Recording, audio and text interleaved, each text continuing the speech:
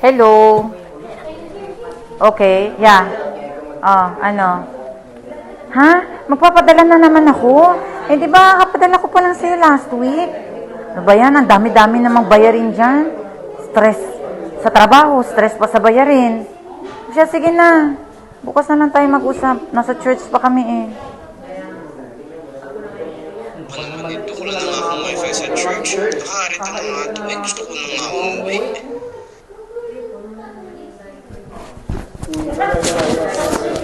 Ang ingay-ingay naman ng church na ito. Yung Biyernes na lang, ang ingay-ingay.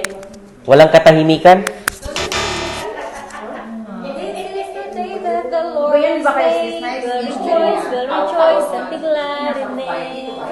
Ang aga-aga.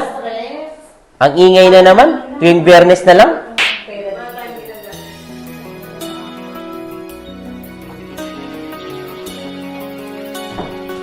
Good morning. Morning. Gandang umaga.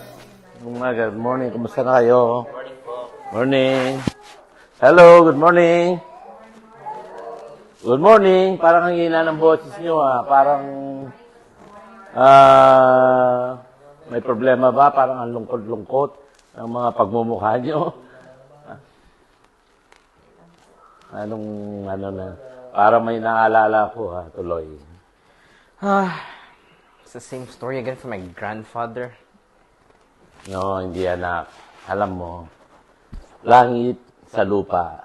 Pag tayo ay nagpupuri at nagkakaisa sa Panginoon, mapipil natin yung langit sa lupa. Amen? Ayaw ko, Pastor, pero parang masyado magulo naman po ang buhay para doon. Hindi hadlang ang kaguluhan dito sa mundo.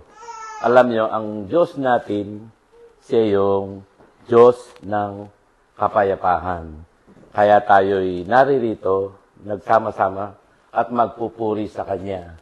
At tayo'y dapat masaya at magpuri sa Kanya. Okay? Tayo tumayo, tayo magpuri. Mga kapatid, kahit maranas tayo ng problema at pangamba, mararanasan natin ang langit dito sa lupa kapag nananatili tayong nagkakaisa, sumasamba at nagtitiwala sa presensya ng Diyos, sapagkat siya ang ating kapayapaan.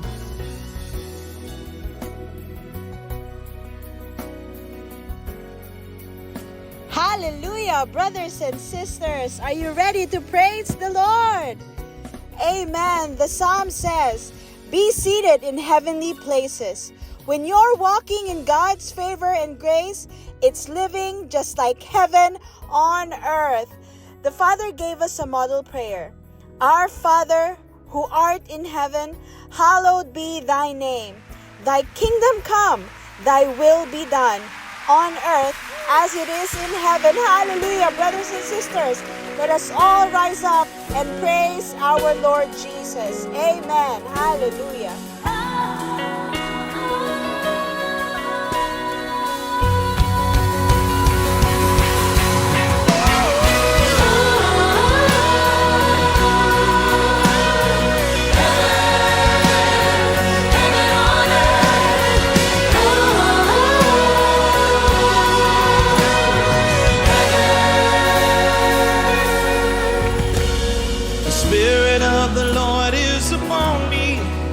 His anointing is empowering. The kingdom of the Lord is within me, and He's calling me to the heavenly.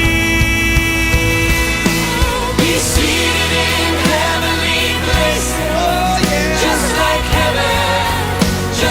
heaven on earth, to be walking in His ways. Mga kapatid, ang langit sa lupa ay hindi nangangahulugang wala ng problema o hirap.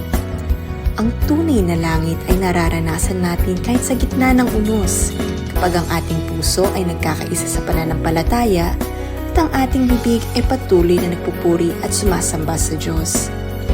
Sabi nga ng salita, kung saan naroon ang presensya ng Panginoon, naroon ang kalayaan, ang kagalakan at ang kapayapaan. Kaya sa pagtatapos na ito, tuunin natin ang katotohanan sa bawat pagsubok, sa bawat luha, at sa bawat panalangin. Maaaring bumaba ang langit dito sa lupa kung patuloy tayong magtitiwala at magbibigay ng papuri sa ating Panginoon.